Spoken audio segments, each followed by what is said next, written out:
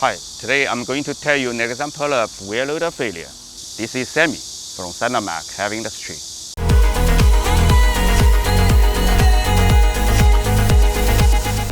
When I was working in Bangladesh 5 years ago, I once visited a customer's company for after-sales service. I still remember it was a cement factory, and there were several SINOMACH Chanling 957H wheel loaders. The customer told me that there was a problem with one of the 957H loader which had been running for nearly 20,000 hours.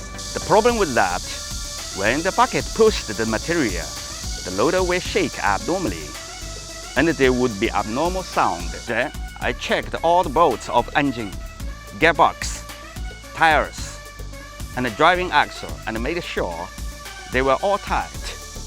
The hinge frame, the clearance of the pin of the working attachment, and the steering cylinder pin were also checked and confirmed to be normal. After observing the status of the loader when pushing the material again, I finally found the cause of the fault. The problem was here. The front drive shaft support is damaged. Let me show you a picture that I took at that time.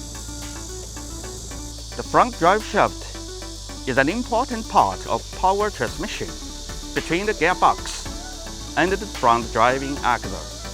The front drive shaft is much longer than the rear drive shaft due to the design of the gearbox mounting position.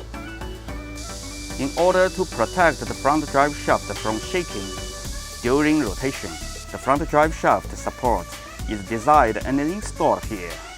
If the bearing supported by the drive shaft is broken, when the bucket loaded, the drive shaft will shake, so the loader will appear abnormal shaking and abnormal sound fault. After replacing the bearing of front drive shaft support and the related parts, the fault was removed. Okay, that's all for today. Hope my video would help you in maintenance work. This is Sammy. See you next time. Bye.